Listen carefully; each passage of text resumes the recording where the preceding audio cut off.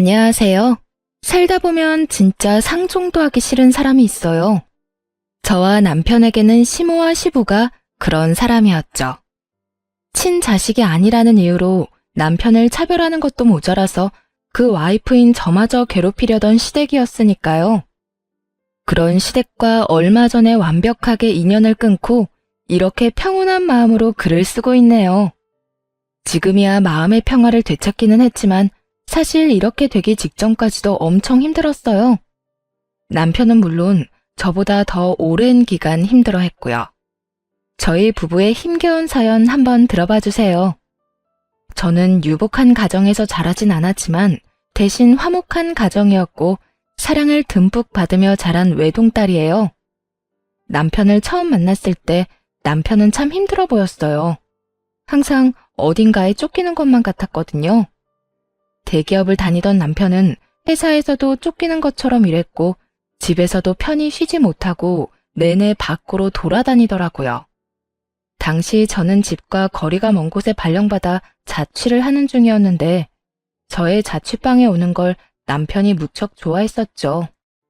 그렇게 함께 있는 시간 동안 점점 안정을 찾던 남편은 저에게 프로포즈를 했어요. 그래, 우리 아들이 며느리감으로 아주 참한 아가씨를 데려왔구나.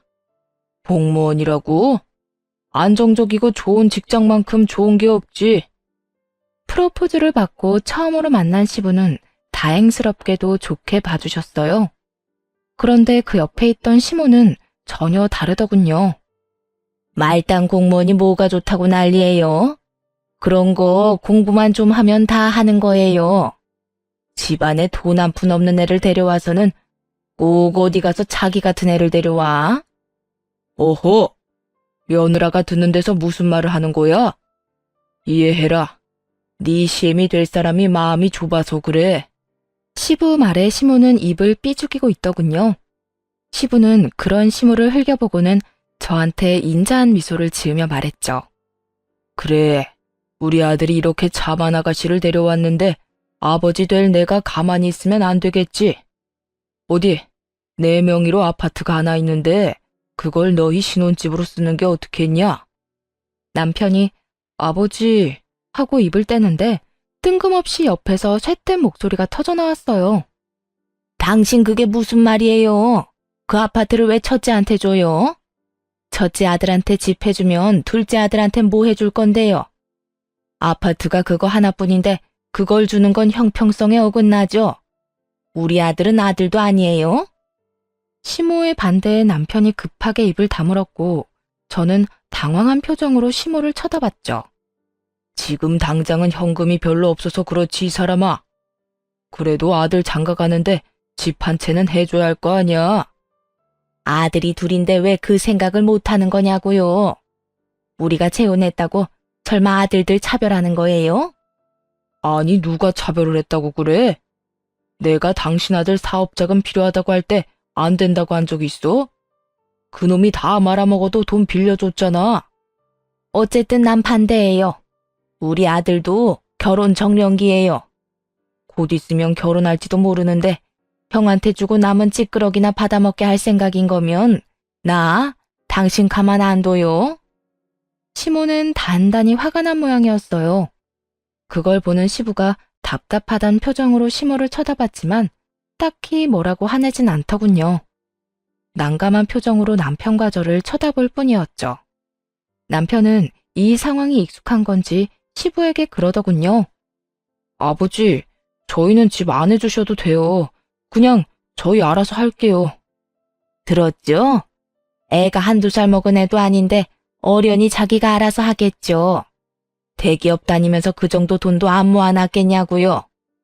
그래도 아들이 결혼하는데 아버지가 돼서 어떻게 아무것도 안 해줄 수가 있겠어.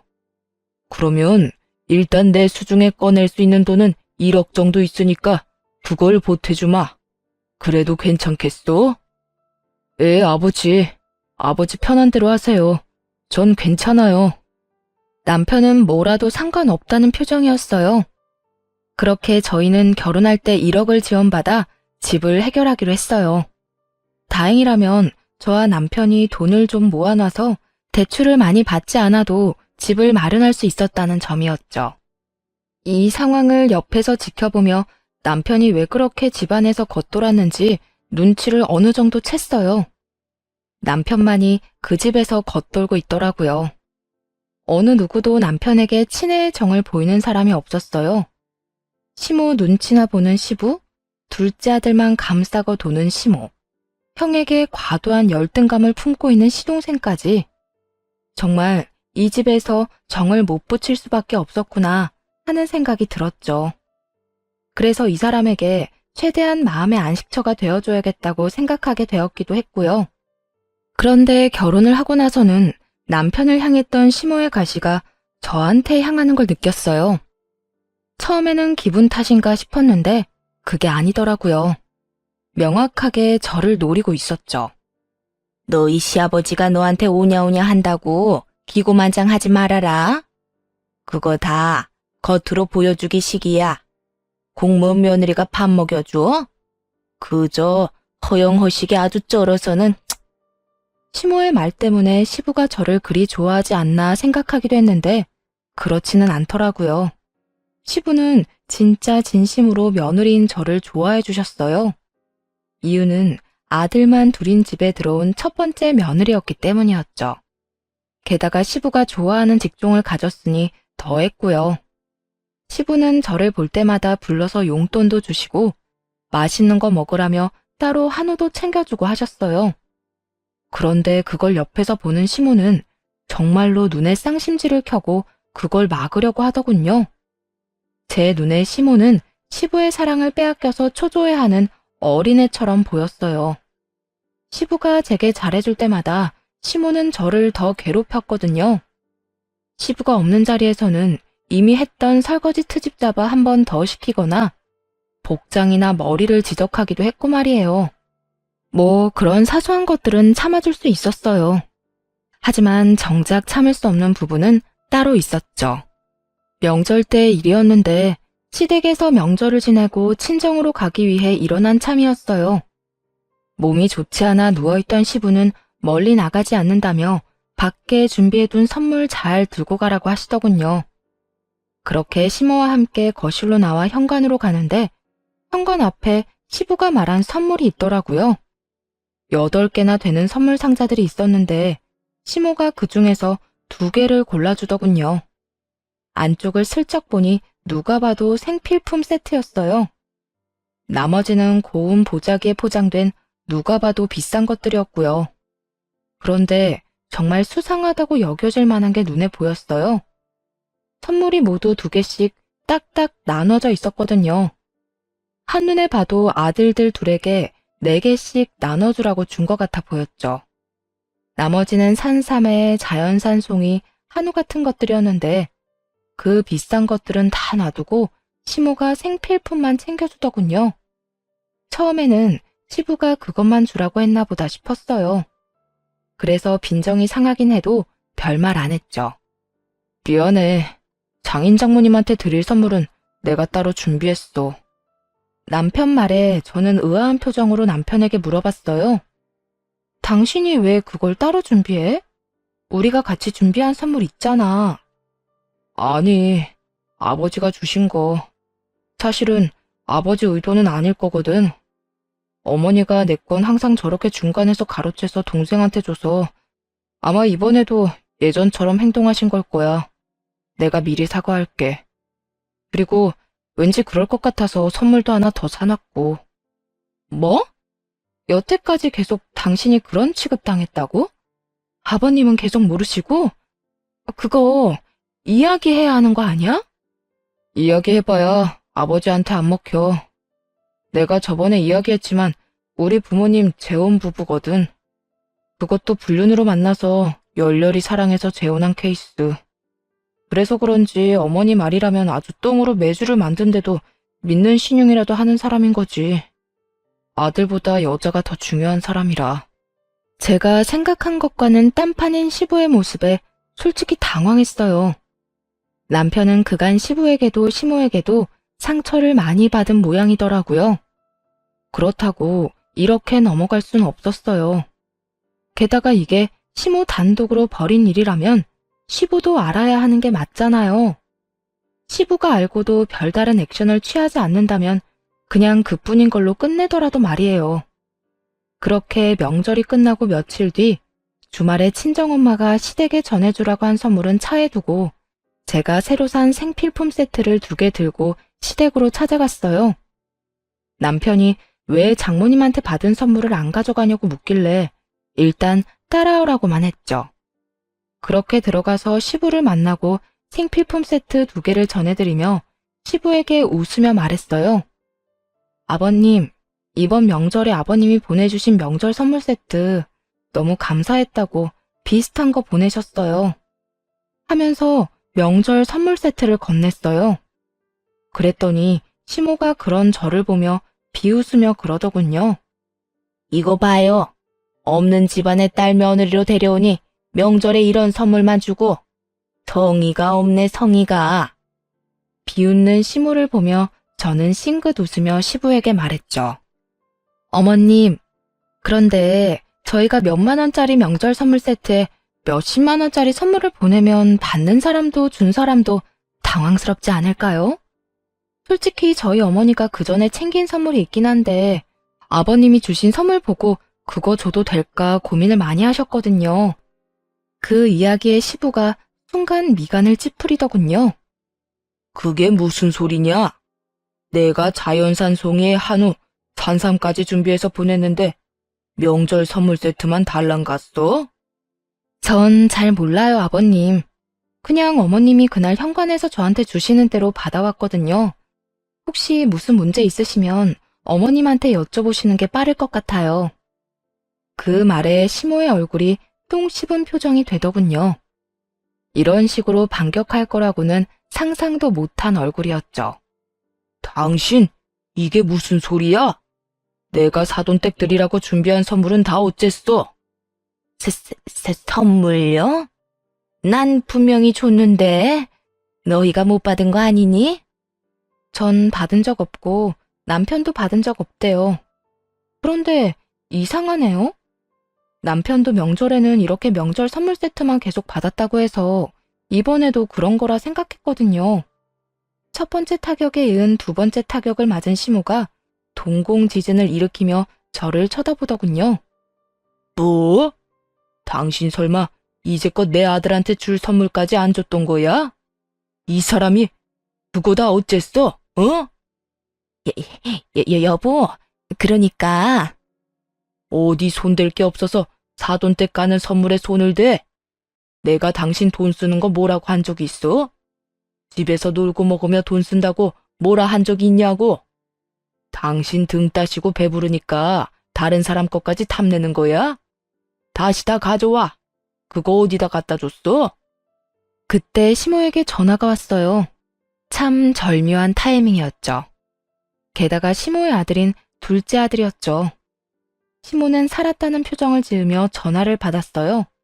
바보같이 그것도 스피커폰으로 말이죠. 아들, 엄마야. 무슨 일로 전화했어? 좋은 소식을 들고 전화한 거라고 생각한 모양인데 그 뒤에 들려온 시동생의 말에 거기 있던 사람 모두 얼어붙었어요. 엄마, 이번에 엄마가 준 산삼이랑 자연산 송이 더 없어? 그거 되파니까 돈 엄청 되던데? 2세트씩 4개 다 팔아서 용돈 많이 벌었거든. 더 있으면 좀 갖다 줘. 그 말에 시부 얼굴이 완전 시뻘겋게 터질 것처럼 변하더군요. 피가 머리로 몰렸는지 완전 화가 잔뜩 나 보였어요. 시모는 그 이야기 듣자마자 전화기를 뚝 끊어버렸어요. 그러고는 시부 눈치를 봤죠.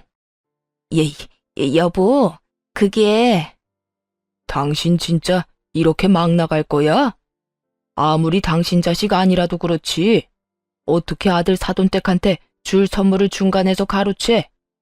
거기에다 그걸 제 자식한테 다 몰아줘? 열내며 소리치던 시부가 시모에게 소리쳤어요. 당장 카드 가져와. 안 가져오면 당장 카드 끊어버릴 거니까 당장. 시모는 그 자리에서 시부에게 손이 발휘되도록 빌었지만 시부는 눈 하나 깜짝하지 않더군요. 결국 시모는 가지고 있던 시부 카드를 뺏기고 용돈을 다 쓰게 됐더라고요. 시부는 미안하다고 명절에 제가 가져가야 했을 선물 세트 대신 돈을 주시며 다음부터는 이런 일 없을 거라며 저를 달래려고 애썼어요.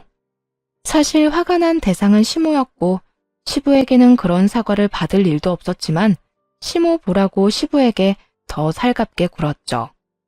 결국 시모는 저를 완전히 적으로 인식했나 보더라고요. 그런데 다행인 건 시부의 관심을 다 뺏길까봐 걱정돼서인지 집으로 저를 부르지는 않더라고요. 자연스레 시모가 일을 시키는 것도 사라졌죠. 그렇게 저는 편해졌고 남편은 예전보다는 더 나은 상황을 누리게 됐어요. 그리고 얼마 뒤 집에는 또 다른 경사가 생겼어요. 바로 시동생이 결혼을 하게 된 거였어요. 처음 상견례를 위해 만났던 자리에서 저는 깜짝 놀랄 수밖에 없었어요. 제 동서가 될 여자는 머리부터 발끝까지 명품을 휘감고 있는 엄청난 여자였거든요. 마치 나 정말 돈 많아요 라고 광고한 듯한 모습에 솔직히 움찔할 수밖에 없었어요. 어느 누가 이렇게 모든 소품을 명품으로 맞출 수 있을까요? 솔직하게 말해서는 어른들 보러 나오는 자리에 명품을 휘감고 온 것이 그리 좋게 보이지만은 않았어요. 제가 보수적인 것도 있지만 보통 결혼이라는 것이 상대방과 맞춰서 해야 하는데 시댁이 그 정도로 부자는 아니었거든요. 그렇지만 시동생이 하고 있는 꼴을 보니 또 그렇지만은 않다는 생각도 했네요. 시동생도 똑같이 명품으로 휘감고 있었거든요. 명품 좋아하는 사람들끼리 만났으니 잘됐다 싶기도 했죠. 그런데 시모는 둘째 며느리 될 여자를 보더니 너무너무 좋았는지 입이 귀에 걸리셨더라고요. 둘째 며느리가 돈 많다고 우리 집도 기죽으면 안 된다며 둘째 결혼 때 힘 좀 쓰라고 아주 옆에서 난리였죠. 그렇게 시동생 결혼식은 무척 빨리 진행됐어요. 상견례를 하고 거의 3개월 안에 모든 일이 이루어졌죠. 혼전 임신도 아닌데 이렇게 빨리 결혼한 것도 의아했어요. 그리고 결혼식 날 저와 남편은 정말 충격적인 이야기를 듣게 됐어요. 야, 쟤 정말 시집 잘 갔더라. 시댁에서 5억짜리 집 해준다고 했지? 들었어. 시댁이 잘 산다던데. 흔쾌히 집 해줬나 봐. 둘째한테 5억짜리 집 해줬으면 첫째한테는 더 비싼 집 해줬겠지? 암튼 돈 많은 집안 잘 물었네. 이런 이야기를 동서의 친구들이 나누고 있더군요. 저랑 남편은 동시에 서로를 바라봤어요. 이게 진짜인가 싶었거든요. 당신 아버님한테 뭐 들은 거 없어? 나한테 말해줄 것 같아. 설마 진짜 주신 거야? 전세 뭐 이런 거 아니고? 나도 몰라. 확인해봐야 알 수 있겠지. 아, 근데 왜 해줬을 것 같지? 남편은 불길한 기분에 영 우울한 표정이더군요. 상황을 정확히 모르니 일단 진정하고 결혼식이 끝나기만 기다렸어요. 집에 가서 물어볼 생각이었죠.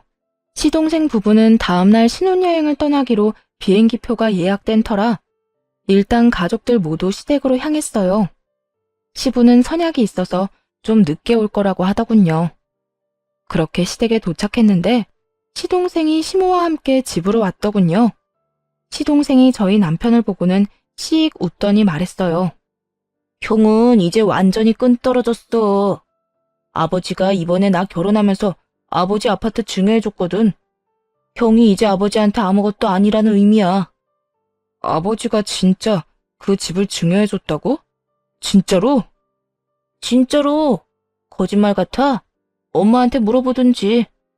어쨌든 이제 앞으로 그 재수 없는 면상 이 집에 들이대지 마. 여기 형 자리 이제 없으니까. 알아들었지? 시동생은 그간의 열등감을 모조리 털어내듯 남편에게 굉장히 공격적인 언사를 퍼부었어요.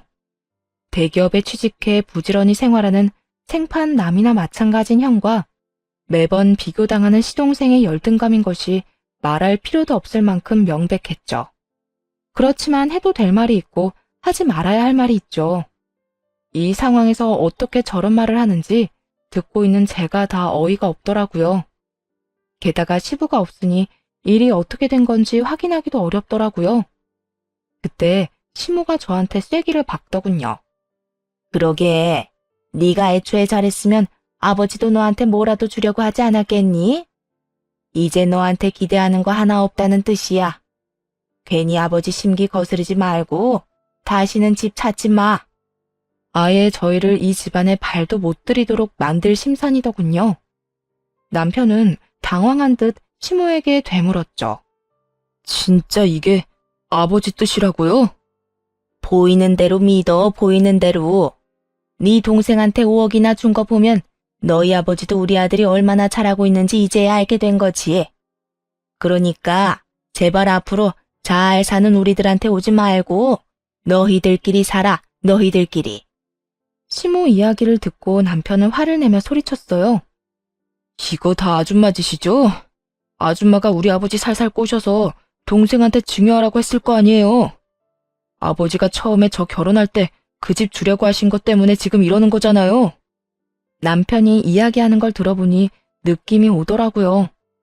시부 명의의 그 집이 자기 친자식이 아니라 전처 자식에게 갈까봐 걱정된 모양이었어요. 그러니 결혼도 급하게 시킨 모양이고 그 결혼을 이유로 집까지 증여해달라고 했겠죠. 니들 마음대로 생각해. 그리고 너 시아버지한테 예쁨 받는다고 그런 식으로 까부는 거 아니다. 그러다 큰 코 다치는 수가 있어. 그런데 그때 시부가 문을 콱 열며 들어오면서 소리치더군요. 왜 이렇게 시끄러워? 아, 여보, 오셨어요? 얘네들이 저한테 당신이 둘째한테 5억짜리 집 증여해 준 거 진짜냐고 캐묻더라고요. 아니, 그 집이 마치 자기 것처럼 그렇게 얘기하는데 내가 어이가 없어서 큰 소리 좀 냈어요. 그 집을 우리 집처럼 생각한 적 없었어요. 그렇게 말한 적도 없었고요. 다만 두 아들에 대한 시부의 차별이 너무 심하다고 생각할 뿐이었죠. 아버님, 정말로 아버님 집 둘째 도련님한테 증여한 거예요? 네가 그게 왜 궁금해? 너도 돈 욕심 나냐? 너도 그러는 거 아니다. 돈 욕심 난다고 네 시어머니랑 동서한테 그렇게 예의 없이 따져 물어? 내가 둘째한테 집을 해주든 말든 너희가 무슨 상관이야? 너희도 1억 가져갔잖아. 제가 어머님이랑 동서한테 예의 없이 굴었다고요?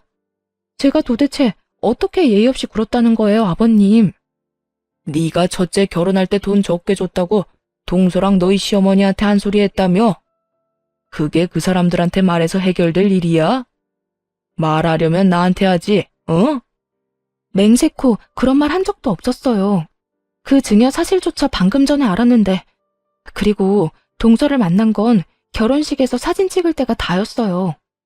그런데 시부가 그렇게 이야기하니 정말 미치고 환장하겠더라고요. 게다가 완전 답정너였죠. 답은 정해져 있고 제가 그에 맞춰야 하는, 그렇지만 안 한 걸 했다고 할 수는 없잖아요. 시부 옆에서 실실 웃는 시모를 보니 대략 느낌이 왔어요. 이 인간들이 그 5억짜리 집 뺏길까봐 완전히 쐐기를 박아버린 거였어요. 저랑 남편이 시부에게 미움받도록 말이죠. 없는 말까지 만들어서 할 정도로 급했나 보더라고요. 내가 둘째한테 다 들었으니 발뺌할 생각하지 마라. 오냐오냐 예쁘다 해줬더니 아주 사람을 갖고 놀아. 너한테 실망이다. 앞으로 우리 집에 오지 마. 내가 해준 거 고맙게 생각도 안 하고 내 재산만 탐내는 너희들은 나하고 이제 인연 끝이야. 아버지, 지금 무슨 소리 하시는 거예요? 와이프한테 무슨 그런 말을 하냐고요? 그리고 이 상황에 제가 한마디 안 하는 게 더 이상한 거 아니에요? 제가 왜 말을 못해요? 제가 아버지 친자식인데. 저한테 1억 주고 동생한테 5억짜리 집 해주신 이유가 뭔데요? 넌 동생한테 그 정도도 양보 못 해줘? 사내 새끼가 돼서 가족들 거 탐내고, 어? 1억 받아간 것도 다행으로 알아. 여기서 더 열받게 하면 그 1억도 다시 돌려받을 테니까. 가족요? 저 인간들 평생 제 가족인 적 없었어요. 그런데 이제 보니 아버지도 제 가족은 아닌 것 같네요. 아버지 생각 잘 알았으니 아버지 말대로 2번 다시 안 찾을게요. 인연 확실히 끊어주면 되는 거죠? 저 봐. 저 자식은 속이 좁아서 안 되는 거야. 오냐? 오지 마.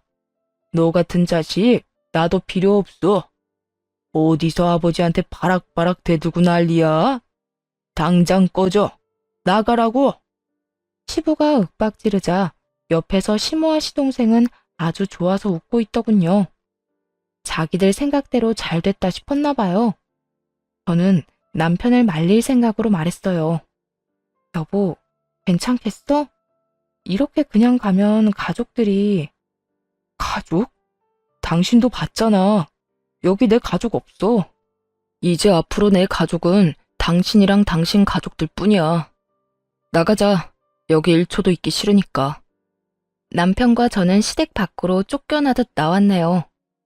그리고 그날 이후로 완전히 시댁과 저희는 인연을 끊었죠. 상심하며 힘들어하는 남편을 위해 저와 친정 식구들은 남편과 함께 여행도 자주 갔어요. 맛있는 것도 많이 먹으러 갔고요.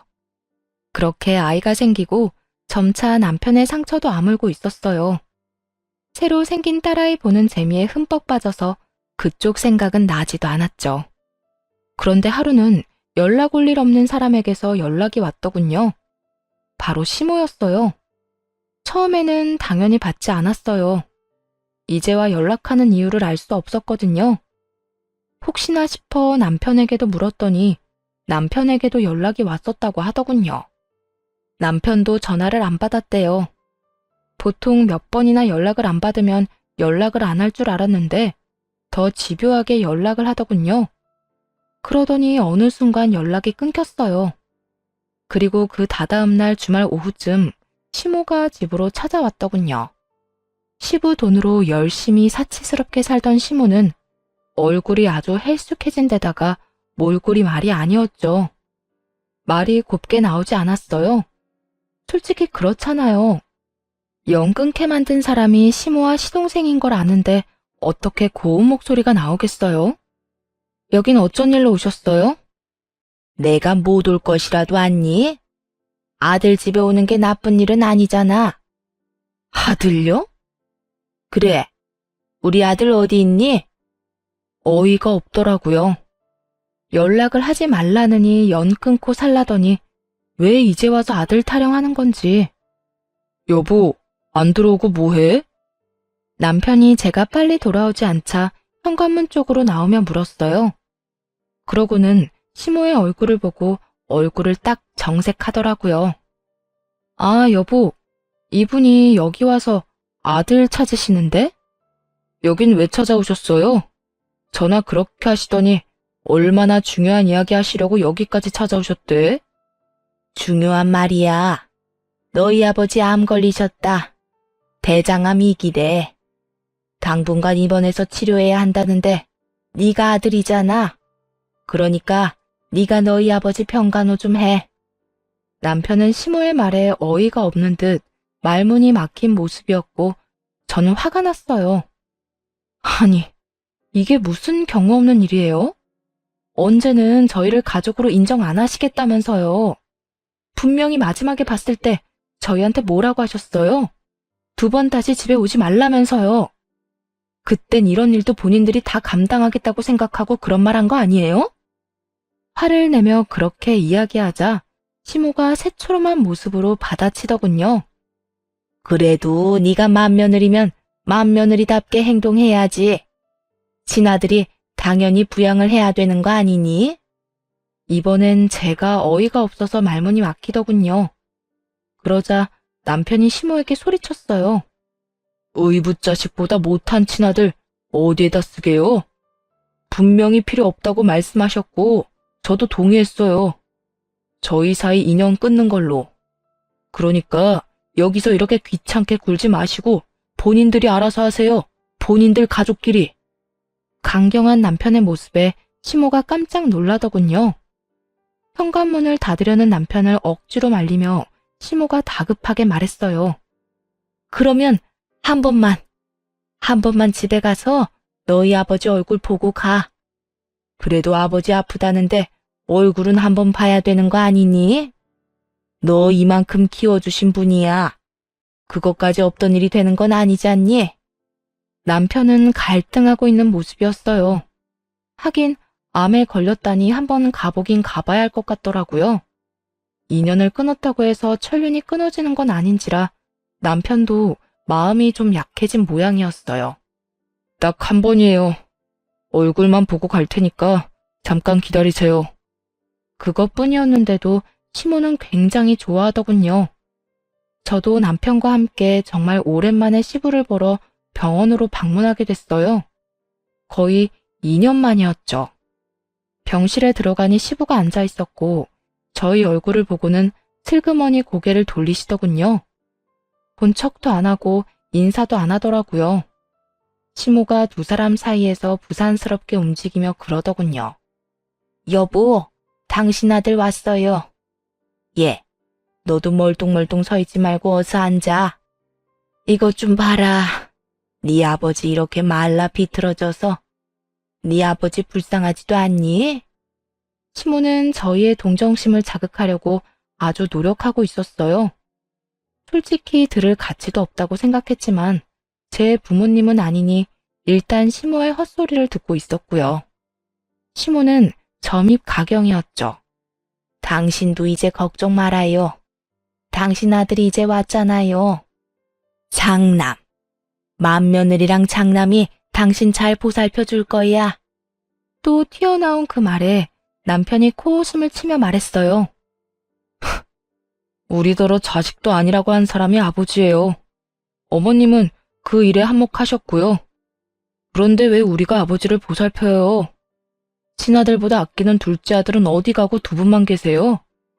걔들 없으면 우리도 아무것도 안 할 거니까 지금 당장 불러와요.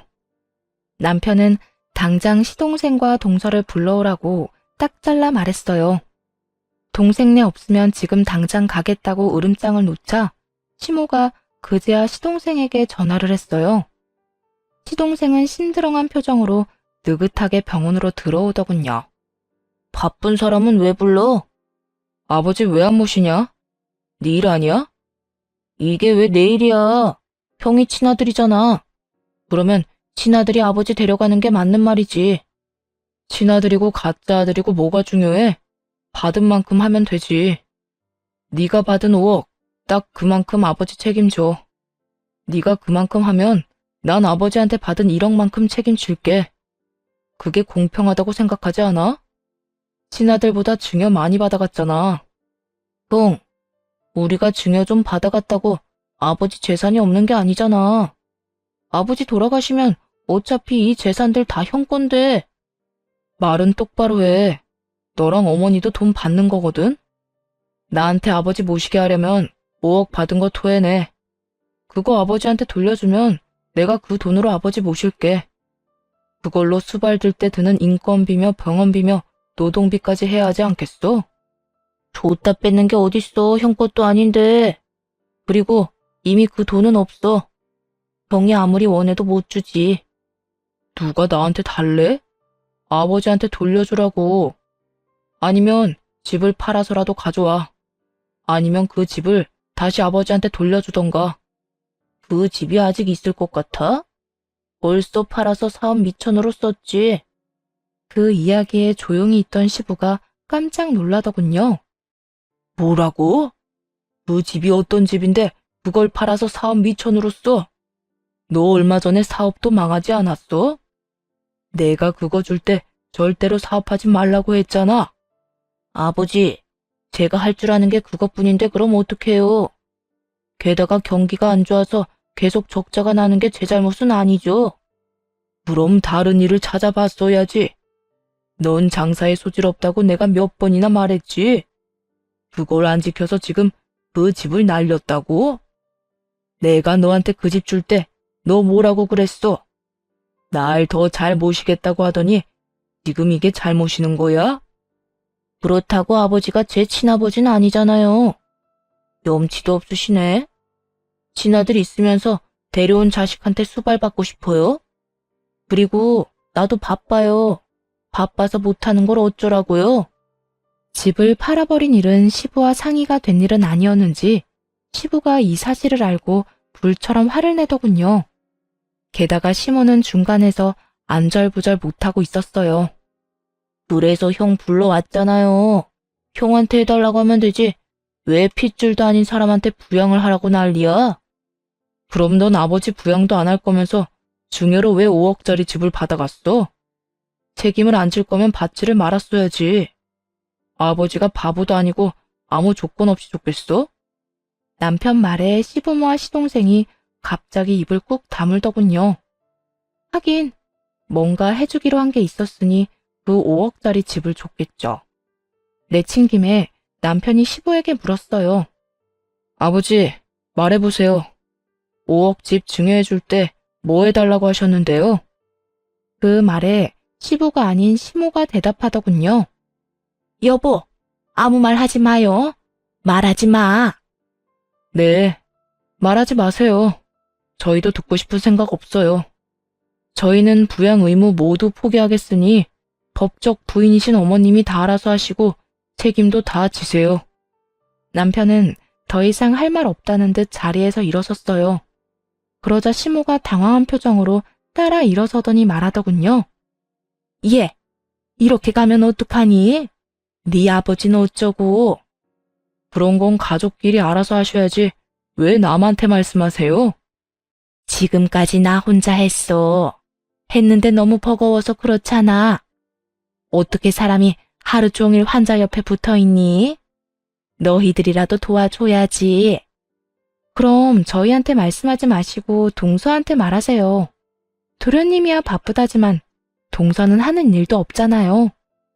그렇게 옆에서 톡 쏘아붙이자 시모가 시동생과 함께 온 동서에게 눈길을 보냈어요. 동서는 자신에게 쏠리는 시선이 부담스러운지 눈을 찌푸리더군요. 그래, 둘째 며느리, 네가 해야겠다. 5억 받은 아들이 못하면 며느리인 너라도 해야지. 안 그러냐? 너도 우리 아들이 가져간 5억짜리 집에서 편하게 잘 살았잖아. 이제 그 값을 해야지. 엄마, 제발 그런 말 좀 하지 마. 5억 내가 받고 싶어서 받았어? 엄마가 아버지한테서 받아다 준다고 해서 받은 거잖아. 그래놓고 왜 우리한테 생색인데? 그리고 난 저 아저씨를 우리 아버지로 절대 생각 안 해. 살면서 형이랑 얼마나 비교를 당했는데? 그게 괘씸해서라도 병간호 절대 못해. 남편은 시동생 말에 그저 어이없다는 듯 웃더라고요. 그간의 비교에 피해를 입은 쪽은 단연 남편이었음에도 자기가 피해자라는 식으로 말하는 동생을 보며 정말 어이가 없었나 봐요. 그리고 우리가 온 뒤로 조용히 우리 말만 듣고 있던 시부는 시동생 이야기에 깜짝 놀란 표정이더군요. 시동생이 저런 식으로 생각하는지 전혀 모르는 눈치였어요. 하긴 돈 많고 몸 건강했을 때야 간이며 쓸개며 다 빼줄 것처럼 했지만 지금은 시부에게 남은 게 얼마 없으니 눈치 볼 필요도 없이 자기 생각한 대로 짓거리는 거죠. 아마 이게 진심이었을 거예요. 결국 5억짜리 집을 줄 정도로 애틋하게 생각한 둘째 아들의 머릿속에 저딴 생각이 그득한 걸 듣고는 시부 표정은 완전 무너지더군요. 그걸 불쌍하다고 여겨야 할지 자업자득이라고 해야 할지 참 애매하더라고요. 시동생과 시모는 아예 시부는 생각도 않고 서로 싸움을 벌이기 시작했고요. 그럼 돈이라도 내. 네가 가져간 돈이 얼만지 알기나 해? 그 돈이라도 줘야 간병인이라도 부르지. 엄마, 내가 돈이 어디 있어? 돈 없으면 네 마누라한테라도 빌려. 부자라며. 맨날 집에서 놀고 먹는데도 매번 명품만 두르고 다니잖아. 우리 와이프 부자 아니야. 내가 아버지한테, 아니, 아저씨한테 받은 돈으로 와이프한테 명품 사준 거라고. 그러니까 우리한테서 돈 받을 생각 꿈도 꾸지 마. 시모는 충격을 받은 듯 얼어붙었어요. 부자 며느리라고 좋아하더니 사실은 아들 돈으로 부자 흉내만 내던 여자라는 걸 알게 된 거죠. 너 설마 그 사업한다고 받은 돈을 네 마누라 치장하는데 다 쓴 거야? 정말로 그런 거냐고? 내가 그 돈을 어디다 쓰든 그게 뭔 상관인데? 그리고 사업하면서 돈 없는 티 내면 얼마나 웃겨 보이는 줄 알아? 이게 다 품위 유지비야, 품위 유지비. 얼토당토 않은 말을 짓거리는 시동생을 보며 속으로 한참을 웃었네요. 명품을 두른다고 명품이 되는 게 아닌데 자기 돈도 아니고 의붓아버지 돈으로 부자 흉내를 내는 사람이 둘이나 여기 있더군요. 너 그러면 진짜 한 푼도 없어? 내가 돈 많이 모아두라고 했잖아. 그것도 없어? 네, 없어요. 나한테 아무것도 없으니 기대하지 마, 엄마. 그리고 수발도 안 들 거니까 엄마가 다 알아서 해. 이제 아들한테서 졸업할 나이 지났잖아. 여태껏 자기 입에 떠먹여주던 시모에게 쿨하게 이별을 고한 시동생은 동서를 데리고 나가버렸어요. 시모가 쫓아가며 이야기 아직 안 끝났다며 붙잡으려 했지만 시동생은 매몰차게 친엄마까지 버리고 나갔죠. 결국 시동생도 사라지고 시모가 다시 돌아왔을 때 저희도 나가겠다고 했어요. 난 수발 못 들어. 이렇게는 못 산다고. 알아서 하세요. 저는 상관 안 합니다. 그렇게 저와 남편은 자리에서 일어나 밖으로 나왔어요.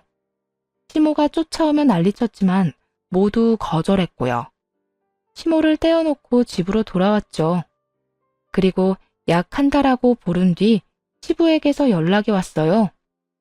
아들, 애비랑 이야기 좀 하자. 내가 다 잘못했어. 수발 들라고 안 할 테니까 와서 이야기만 듣고 가. 저희는 이제 상관 안 한다고 말씀드렸잖아요. 내가 그 인간들을 몰랐어. 네 동생 아니지? 그 여자아들이 우리 집에서 돈 되는 물건들 다 들고 나갔을 때도 참았다. 그런데 그 여자도 집 세놓고 전세금 들고 튀려고 했지 뭐냐. 내가 그 전에 카드 정지하고 통장이며 비밀번호 다 바꿨더니 그제야 찾아와 손이 발이 되도록 빌더구나. 그 망할 옆에 내가. 말 들어보니 집안 꼴이 아주 콩가루가 다 됐더군요. 시모는 아들보다 한 발 늦게 도망칠 준비를 하다가 각성한 시부에게 제대로 혼쭐이 났나 보더라고요. 씩씩대며 말하는 시부에게 남편이 한숨을 내쉬며 말했어요. 그래서 어쩌시게요? 다 정리됐으니 다시 돌아오라고요? 매몰차게 친자식 버릴 때 저희 이야기도 좀 듣지 그랬어요. 저희가 돈에 환장한다고 믿어놓고 이제 와서 전화해서 무슨 말을 하시려는 건데요? 미안하다. 나는 정말로 그 여자 말대로 너희가 그런 말을 한 줄 알았어. 그 집은 어차피 너희 거라고 이야기하고 다녔다고 해서 나는 괘씸한 마음에 그렇게 했는데 전부 다 그 여자 계획이었는지 내가 어떻게 알았겠니? 후회가 너무 늦으시네요, 아버지. 친자식이랑 인연 끊으려고 했을 때 우리 이야기도 들어줬으면 지금 이렇게 후회하는 일은 없으셨겠죠. 5억 증여? 걔한테 줘도 상관없었어요. 어차피 아버지한테 그런 거 바란 적도 없고 그렇게 해줄 거라 기대도 안 했으니까. 그런데 그 상황에서 제 와이프까지 의심하는 건 좀 아니었잖아요. 미안하다. 다 내 잘못이다. 나는 그동안 그 여자 말이 다 사실인 줄 알았어. 그러니까요. 아버지한테 저희는 그 정도 존재밖에 안 되잖아요. 저는요, 아버지가 그 말을 듣고도 저희한테 직접 사실을 확인할 생각도 없었다는 그 점이 제일 용서할 수 없는 거예요. 시부는 그 말에 아무 말도 못했어요. 남편은 그간의 차별에 대해 모조리 다 쏟아부었어요. 여태 차별한 거 다 참았어요. 나만 잘하면 될 거라고 생각했으니까. 근데 아버지는요, 자기 병수발 들어줄 사람 없으니까 이제야 저 찾아오시는 거잖아요. 제가 아버지를 믿고 싶겠어요? 그 여자 이간질 한 번에 다 무너진 신뢰를 어떻게 세우려고요? 시부는 남편 말에 결국 미안하다는 말만 되풀이할 뿐이었어요. 남편도 그 이상은 그저 화풀이일 뿐이라는 걸 알았는지 더 이상 시부에게 화내진 않았어요. 아버지가 아픈 건 아픈 거고 저랑 영 끊겠다고 한 것도 저는 가볍게 받아들인 적 없어요. 그러니 뱉으신 말에 책임지세요. 결국 시부는 본전도 못 찾고 전화를 끊어야 했어요. 그 뒤로 저희는 시부에게 따로 연락은 안 했네요. 다만 몇 달 뒤 남편의 삼촌인 시부의 남동생이 찾아왔어요. 결국 믿을 만한 사람이 주변에 없어서 시부는 본인 남동생을 보호자로 불렀다고 하더라고요. 그리고 기력이 딸려 아무것도 못하는 자기 대신 재산을 맡기고 시키는 대로 해달라고 했다고 하더군요. 그러면서 저희에게 찾아와 시부 근황을 알려줬어요. 분명히 시부가 알려주라고 시킨 거겠죠. 들어보니 시모가 한바탕 휘몰아치고 갔더라고요. 일단 시삼촌이 온 당시에는 두 사람이 이혼하기로 합의가 된 상황이었어요. 솔직히 전 시모가 이혼을 안 해줄 거라고 생각했거든요. 시모 입장에서는 어떻게든 붙어 있다가 유산이라도 먹으면 더 이득일 테니까요.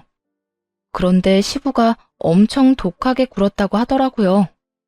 기력 없는 본인 대신 남동생인 시삼촌을 불러와서 아주 시모를 지옥으로 보내버렸더군요. 저희랑 마지막으로 연락한 그 다음날 시삼촌 불러다가 시댁집을 팔도록 했다고 해요. 시모가 무슨 권한으로 그러냐고 난리치니까 시부가 시삼촌에게 전세금을 받고 그 집을 내어줬답니다. 그러니 시삼촌은 자기가 전세 계약했다며 나오라고 시모를 내쫓았다고 했고요. 그렇게 나온 시모는 갈 곳이 없어서 자기 오빠네 집으로 들어갔는데 아무리 생각해도 빠져나갈 구멍이 없었는지 시부에게 찾아가 손이 발이 되도록 빌었다고 하더군요. 하지만 시부는 가정을 파탄내는 시모와는 함께 못 산다고 10원짜리 한 장도 아까우니 이혼하자고 했다고 하고요. 시모는 이혼은 절대 안 된다고 막아섰다는데 그런다고 이혼을 못하는 건 아니죠. 게다가 알고 보니까 시부가 자기 의붓자식인 둘째 아들에게 돈을 빌려줄 때면 항상 사용증을 썼다고 하더군요. 갚을 사람은 시모와 둘째 아들로 해놓고요. 시모는 자기 친아들이 도망갔으니 시부와 헤어지면 그 돈을 모조리 갚아야 하는 신세인 거였죠. 그러니 절대 이혼은 안 하려고 했지만 그게 맘대로 되나요? 책임이 있는 만큼 이혼을 요구받으면 어쩔 수 없이 받아들여야 하는 법이죠. 게다가 시부가 유산은 절대 안 줄 거라는 듯 매일같이 비싸고 좋은 것들을 사들여서 사치스럽게 돈을 펑펑 쓰니 시모가 멘탈이 아예 나가버렸나 봐요. 시부가 나 죽어도 너 절대로 이 돈 못 갚게 할 거라고